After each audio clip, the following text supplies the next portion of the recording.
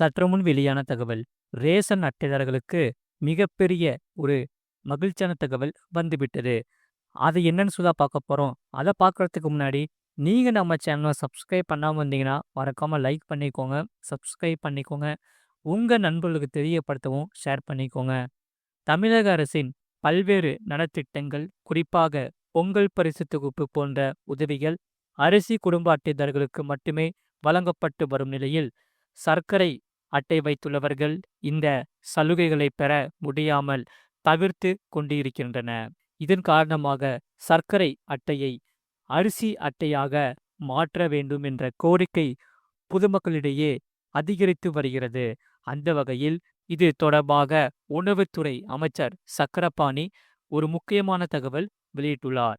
அதாவது, தமிழக அரசின் நேரடி கட்டுப்பாட்டின் கீழ் இயங்கும் கூட்டுறவுத்துறை மற்றும் உணவு மற்றும் உணவு பொருள் வழங்கல் துறையின் கீழ் ரேஷன் கடைகள் இயங்கப்பட்டு வருகிறது. இதன் மூலம் அரிசி, பருப்பு, பாமாயில் உள்ளிட்ட பொருட்கள் வழங்கப்பட்டு வருகின்றன.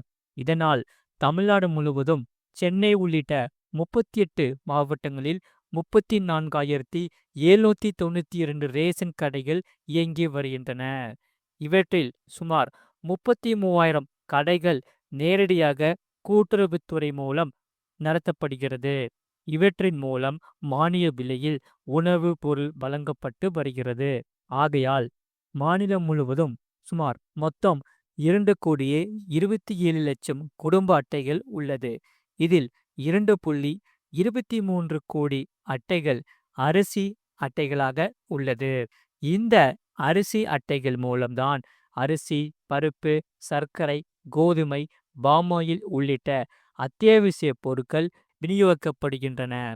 இதற்கு மாறாக சுமார் 5 முதல் 6 லட்சம் குடும்ப அட்டைகள் சர்க்கரை அட்டையாகவும், சில அட்டைகள் எந்த பொருட்களும் வாங்கப்படாத நிலையில் உள்ளவையாகவும் இருக்கிறது. ஆகையால் அரிசி அட்டைக்கு அரசின் பல்வேறு சிறப்பு சலுகைகள் வழங்கப்படுகின்றன. குறிப்பாக இந்த ஆண்டு வழங்கப்பட்ட 3,000 ரூபாய் ரொக்கத்துடன் கூடிய பொங்கல் பரிசு தொகுப்பு சர்க்கரை அட்டை வைத்திருப்பவர்களுக்கு கிடைக்கவில்லை. இதனால் ஏற்கனவே சர்க்கரை அட்டை வைத்திருக்கும் பலரும் தங்களை அரிசி அட்டைக்கு மாற்றிக்கொள்ள முயற்சித்து வருகின்றன. இதனால்தான் நேரடியாகவோ அல்லது ஆன்லைன் மூலமாகவோ அட்டை மாற்றம் செய்ய முடியாத நிலை நீடித்து வருவதால் அரசு தனியாக அறிவிப்பு வெளியிட வேண்டும் என்ற கோரிக்கை எழுந்துவிட்டது. இதனால் இந்த சூழலில்தான் தமிழக சட்டமன்றத்தில் நடைபெற்ற கேள்வி நேரத்தின் போது அம்பத்தூர் தொகுதி சட்டமன்ற உறுப்பினர் ஜோசப் சாமுவேல் இந்த விசாரணை முன்வைத்தார்.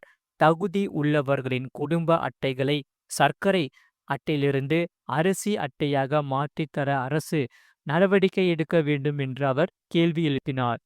இதற்கு அமைச்சர் சக்கரபாணி கூறியதாவது, இந்த ஆண்டு தமிழக முதல்வரின் உத்தரவின் பேரில் 2,23 கோடி அரிசி குடும்ப அட்டைதாரர்களுக்கு 3,000 ரூபாய் ரொக்கத்துடன் பொங்கல் பரிசு தொகுப்பு வழங்கப்பட்டதாக தெரிவித்தார். இந்த உதவி கிடைக்காததன் காரணமாகவே அந்த பகுதி மக்கள் கோரிக்கை வைத்திருப்பதாக தான் கருதப்படுவதாகவும் அவர் கூறினார். மேலும் உணவு பொருள் வழங்கல் துறை அதிகாரிகள் சம்பந்தப்பட்ட ரேஷன் கடைகளுக்கு நேரில் சென்று ஆய்வு மேற்கொள்ளுவார்கள் என்றும், தகுதி இருப்பின் சர்க்கரை அட்டையை அரிசி அட்டையாக மாற்ற நடவடிக்கை எடுக்கப்படும் என்றும் அமைச்சர் சக்கரபாணி உறுதியளித்தார். இதன் மூலம் சர்க்கரை கார்டுகள் அரிசி கார்டுகள் ஆவதோடு அரசின் நலத்திட்டங்கள் பலவும் அவர்களுக்கு கிடைக்கும் என்பது குறிப்பிடத்தக்கது. மறக்காம நீங்க லைக் பண்ணிக்கோங்க, சப்ஸ்கிரைப் பண்ணிக்கோங்க. அதே சமயம் அடுத்த செய்தி என்னவென்றால், மின்னல் வேகத்தில் உயரும் கறிக்கோழி விலை. தமிழக அரசு எடுத்த ஒரு அதிரடியான அறிவிப்பு. அதாவது, கறிக்கோழி வளர்ப்பு பிரச்சினை குறித்து ஆய்வு செய்ய மாவட்ட அளவில் தொழில்நுட்ப குழு அமைக்கப்பட்டுள்ளதாக தமிழக அரசு தெரிவித்துள்ளது. இந்த கறிக்கோழி வளர்ப்பு பண்ணை உரிமையாளர்களின் கோரிக்கை குறித்து ஆய்வு செய்து தீர்வு காணும் வகையில் பேராசிரியர், தமிழ்நாடு கால்நடை மருத்துவ அறிவியல் பல்கலைக்கழகம், மண்டல இணை இயக்குனர், கால்நடை பராமரிப்பு துறை உதவி இயக்குனர், கால்நடை நோய் முன்னறிவு பிரிவு, வேளாண்மை துறை அலுவலர் உள்ளிட்ட மாவட்ட அளவிலான தொழில்நுட்ப குழு அமைக்கப்பட்டுள்ளது. அந்த வகையில் 1 கிலோ கறிக்கோழி உற்பத்தி செய்ய தோராயமாக 90 முதல் 100 வரை செலவாகிறது. இந்த செலவு கோழி பண்ணையாளரின் பராமரிப்பு மற்றும் தீவன விலையை மாற்று பொறுத்து மாறுகிறது.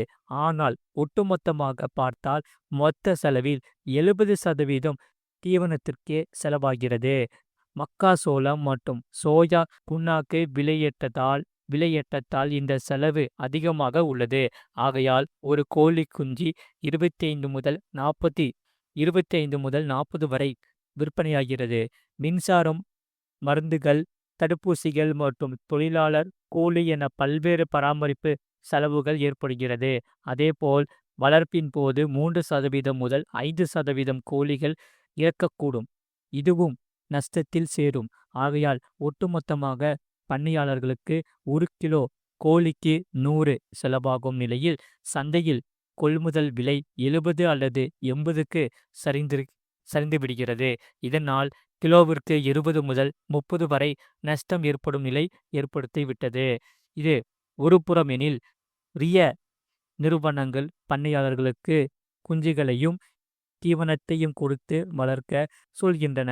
இதற்கு பண்ணையாளர்களுக்கு வழங்கப்படும் வளர்ப்பு கூலி மிகவும் குறைவாக கிலோவிற்கு 6 முதல் 8 விற்பதாக பண்ணையாளர்கள் புகார் கூறுகின்றன.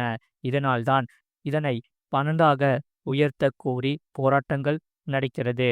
அதேபோல் மத்திய அரசு மக்காசோளம் ஏற்றுமதிக்கு தடை விதிக்காததால் உள்நாட்டில் தீவன விலை உயர்ந்துவிட்டது.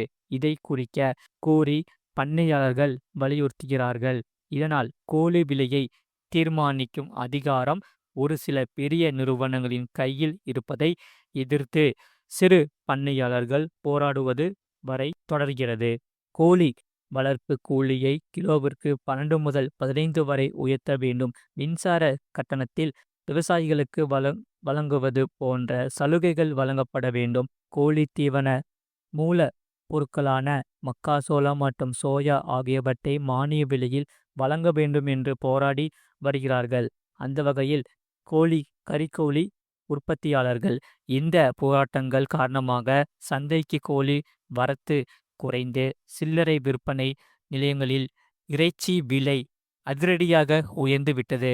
ஆகையால் இதன் காரணமாக இக்குழு உற்பத்தி மற்றும் கொள்முதல் ஆகியவற்றுக்கிடையே பிரச்சினை தொடர்பான விவரங்களை ஆய்வு செய்து கறிக்கோழி வளர்ப்பு தொழில் நடைபெறும் மாவட்டங்களில் அந்தந்த மாவட்ட கலெக்டரிடம் கலந்தாய்வு செய்து உரிய தீர்வு காண அறிவுறுத்தப்பட்டுள்ளது.